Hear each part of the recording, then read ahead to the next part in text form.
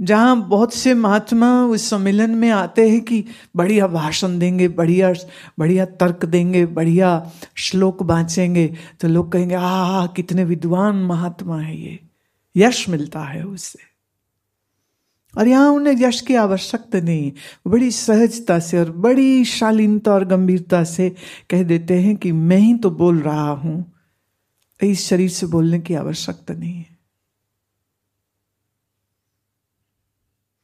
माने जिनके पीछे हजारों लोग चलते हैं, वह आम जनता के बीच में बैठने में उन्हें कोई संकोच नहीं लगता कि कोई उनका, माने उनकी कोई पदवी छोटी हो गई है, या अरे आम लोगों के बीच में हम कैसे बैठ सकते हैं। नहीं, वो आम लोगों के बीच बैठ जाते हैं। आग्रह करने पर मंच पे जाते हैं, आग्रह करने पर भी वो बोलने से मना कर देते कि कोई जरूरत नहीं है, जो हो रहा है बोले हम तो सुनने आए, सुनेंगे, हम बोलने नहीं आए हम यहां पर। तो इतना निराभिमान,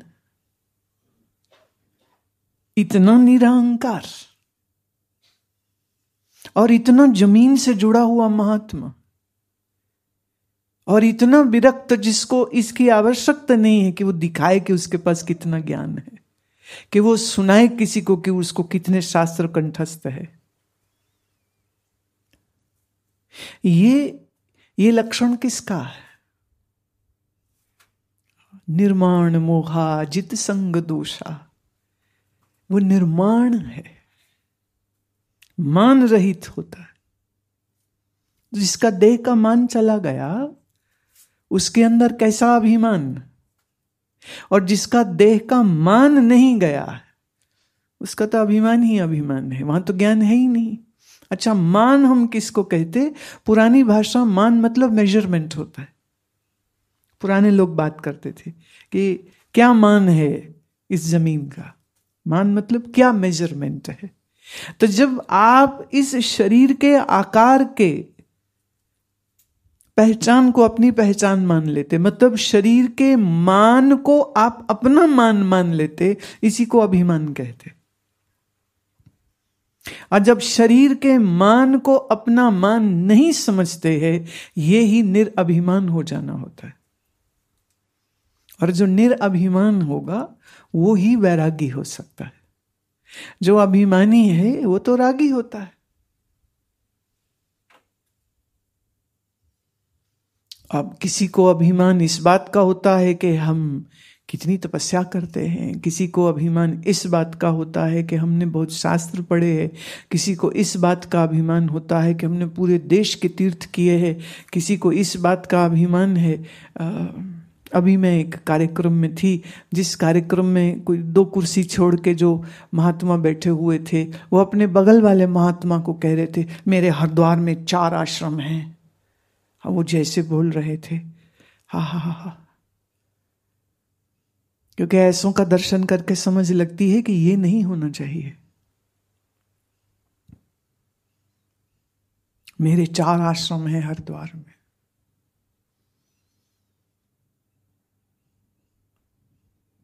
तो मुझे याद आता है स्वामी राम का वो वचन, जब स्वामी राम से किसी ने पूछा अमेरिका में कि आपका आश्रम कहाँ है, तो उन्होंने कहा ये सारी पृथ्वी मेरा आश्रम।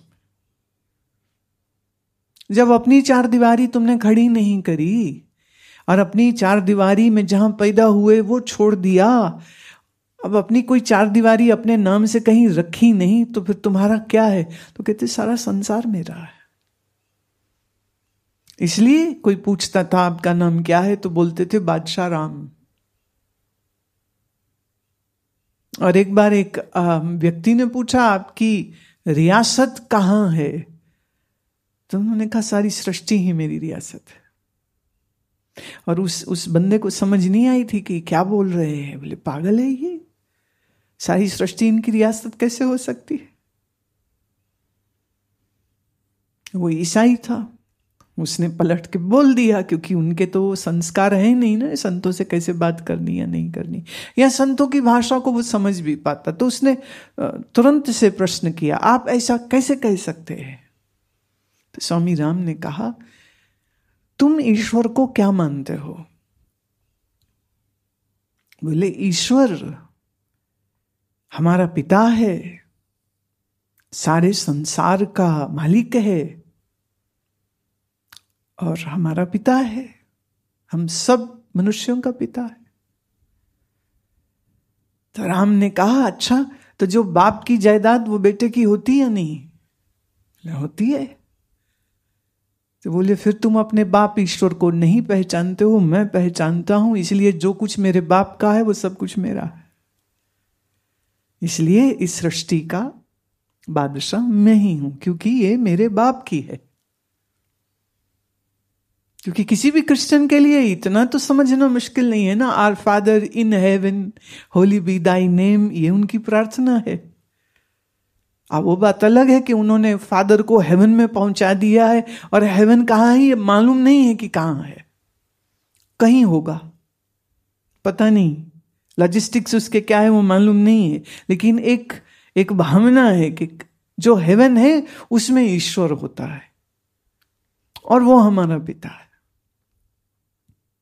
तो राम ने कहा कि उस पिता को मैं जानता भी हूं, मेरा उससे क्या संबंध है ये मुझे मालूम भी है, इसलिए जो कुछ परमात्मा पिता का है वो सब कुछ मुझ पुत्र का हुआ या नहीं हुआ?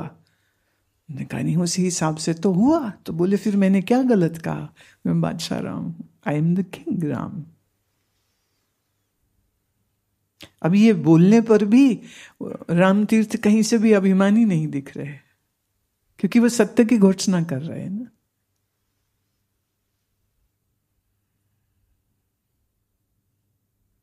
तो देह के मान को अपना मान समझना, मन के मान को अपना मान समझना, बुद्धि के मान को अपना मान समझना, तो ये ही अभिमान है।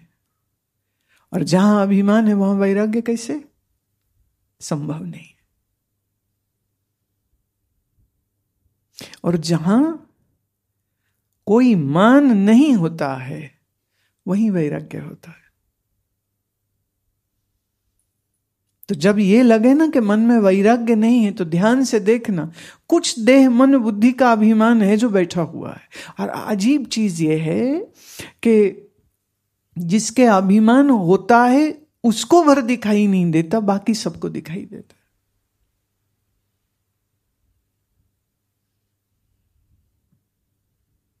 है। ज़ेन कहानी है ये, दाओ और थोड़ा विशेष तरह में चलूं तो ये दाओ कहानी है कि एक बार किसी ने पूछा गुरु किसको कहते, गुरु की परिभाषा क्या है? तो दाओ मास्टर ने कहा, जो निरंतर अपने शिष्य के अभिमान को तोड़ता रहता है वो ही गुरु होता है। A master is the one who is constantly doing the job of destroying the ego of the disciple is called a guru, is called a master. क्योंकि तुम्हारा बनाया हुआ अभिमान तुम कैसे तोड़ लोगे? आपने जो अपनी इमेज खड़ी करी है वो आप अपनी इमेज को इतना प्यार करते हो कि उस इमेज को बचा लोगे। सच तो ये है, लोग गुरु छोड़ देते हैं, अपनी इमेज नहीं छोड़ते। इसीलिए फिर वो कहते हैं गुरु जी हमें समझते नहीं है, हम तो इतने शुद्ध और प्रेम से भरे हुए, और गुरु कहते हैं तुम तमोगुणी हो, तुम ढीठ हो, तुम क्रोधी हो। और चेले कैसे तिल मिला जाते हैं ना फिर। और खास करके जो घर बार छोड़ के यहां आश्रम में रहते वो तो और ज्यादा तिल मिलाते कि ऐसे कैसे, ऐसे कैसे। पर जहां तुम्हारे मन ने ये प्रश्न उठाया कि गुरु ने ये बात मुझे कह कैसे दी, जानना उस दिन से तुम ना तो उसके शिष्य रहे ना वो तुम्हारा गुरु रहा। क्योंकि गुरु का जॉब था तुम्हारा अभिमान तोड़ना। जिस अभिमान के कारण वैराग्य नहीं है, उस अभिमान की रक्षा करने के लिए तुमने अपने आत्मरक्षा के सारे उपाय खोल लिए कि नहीं मैं ऐसा नहीं हूं, नहीं मैं ऐसा नहीं हूं।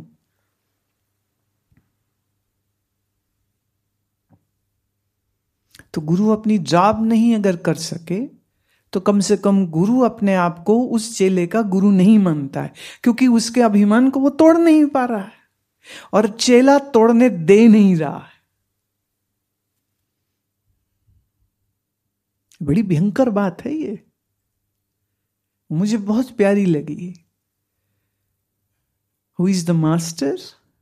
Who is constantly in the process of destroying the ego of the disciple is called a guru. And mark it, you love your ego more than guru or God. So you can renounce the guru and God, but you will save your ego. And then you ask, how come I don't have this passion? कैसे होगा वैराग्य? अपने अभिमान से ही अगर राग हो जाएगा तो वैराग्य कैसे आएगा? अगर भोग की वस्तुओं से ही राग हो जाएगा तो वैराग कैसे आएगा? और अगर अपने सम्मान में ही राग हो जाएगा तो वैराग कैसे आएगा?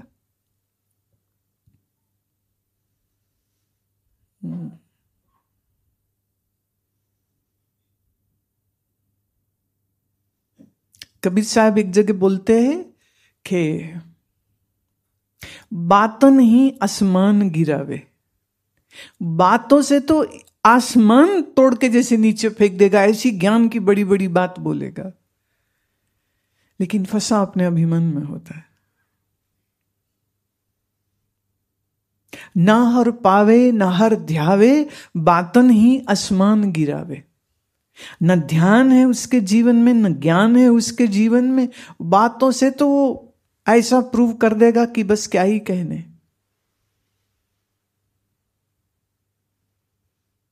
तो बातों से बात नहीं बनती। वो जैसे मोतिया फूल की जो खुशबू होती है ना, जब मोतिया का फूल खिलता है तो उसने कोई लाउड स्पीकर नहीं लगा रखा कि आओ और आके मुझे सूंघो, लेकिन उसकी खुशबू इतनी आकर्षक होती है कि आदमी बरबस उसकी ओर खींचा चला जाता है जहां वो मोतिया के फूल खिले हुए होते। ऐसे ही नम्रता, निरहंकार, वैराग्य, ये वो मनुष्य के मन की खुशबू होती है जिसके अंदर ये खुशबू होती है, गुरु बरबस उसकी ओर खिंचा हुआ चला जाता है। पर जैसे गंदगी के ढेर को देखोगे तुम बाद में, उसकी बदबू पहले नाक में आ जाती है तो आप अपना नाक ढक लेते, आह बदबू आ रही है। खुशबू आकर्षित करती है, बदबू से तुम अपना नाक बंद कर लेते हो कि सूंघना ना पड़े।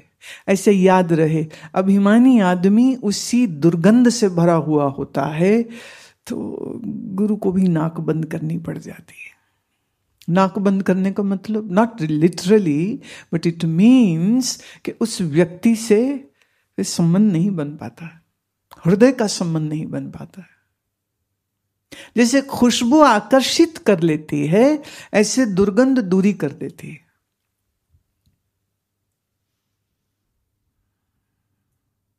फिर कह दूं, अभी सुन रहे थे ना, जो जो दिसै सो सो रोगी, रोग रहत मेरा सतगुरु जोगी। और जितने रोगों का वर्णन गुरुदेव ने किया है, वो रोग जिन जिन जीवों को था, वो उन जीवों में एक एक रोग था, और उस एक एक रोग की वजह से वो मारे जाते हैं। हाथी अपने काम की वजह से, भंवरा खुशबू लेने की वजह से, हिरण शब्द को सुनने की वजह से, भंवरा कोमल स्पर्श लेने की वजह से मारे जाते हैं। तो राग मारता है और वैराग्य मुक्त करता है।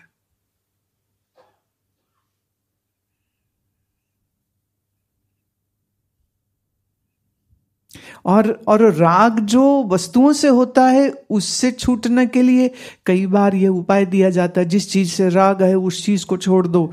तो इसीलिए बहुत लोग धन का दान करते हैं, क्योंकि धन से पकड़ होती तो धन छोड़ देते हैं, कपड़े से पकड़ होती कपड़े भी त्याग देते हैं, नग्न भी हो जाते हैं, दिगंबर भी हो जाते हैं। पर जिसको अपने बुद्धि के ज्ञान का अभिमान हो वो क्या छोड़े? वो कपड़ा, वो पैसा जैसी कोई भौतिक चीज तो है नहीं ना जिसको तुम छोड़ दो। हम अक्लमंद हैं, हमें बड़ा ज्ञान है, अब ये बुद्धि के अभिमान को कैसे छोड़ेगा?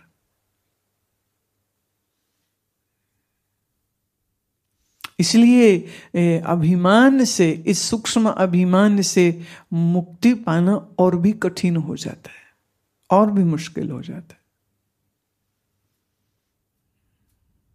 और याद रहे, गुरु अपना काम अभिमान तोड़ने का बहुत अच्छे से कर सकता है, पर जब तक शिष्य ने समर्पण का वो डिक्लेरेशन साइन नहीं किया है तब तक गुरु अपनी कार्रवाई नहीं करेगा। सर्जरी से पहले you have to sign the paper ना, that in case of a death occurring because of the surgery, the doctor or the hospital will not be responsible. Her surgery से पहले हर पेशेंट की फैमिली ये form sign करती है, उसके बगैर doctor तो ऑपरेशन नहीं करेगा। अब हो सकता है डॉक्टर से कुछ गलती हो भी जावे, या केयरिंग स्टाफ से कुछ गलती हो भी जाए, या आईसीयू का जो नर्सिंग स्टाफ है उससे भी गलती हो सकती है, लेकिन अब सारी गलतियों का खमियाजा वो उन्होंने एक सिग्नेचर जो लिया है ना, उससे बात खत्म हो गई, राम भरोसे।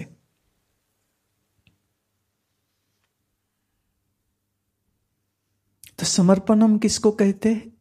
जहां शिष्य ये डिक्लेरेशन देता है कि चाहे तुम जो करो सब मंजूर, और अपना सूक्ष्म अभिमान में तो खुद देख भी ना पाऊंगा, तो उसको तोड़ने की जिम्मेदारी तो गुरुदेव आपकी ही है, तो छोड़ता हूं मैं अपने आप को आपके हाथ में। इसे कहते समर्पण। 100 में अपने आप को 1000 नंबर देने वाला, ये कितना बड़ा अभिमान है, कितना बड़ा। तो जो अभिमानी है वो वैरागवान नहीं है, जो वैरागवान नहीं है वो ज्ञान या गुरु की कृपा का पात्र भी नहीं होता है। और मूल क्या है? देह, मन और बुद्धि से बना हुआ तुम्हारा मैं, मेरापन। सबसे बड़ी बाधा यही है।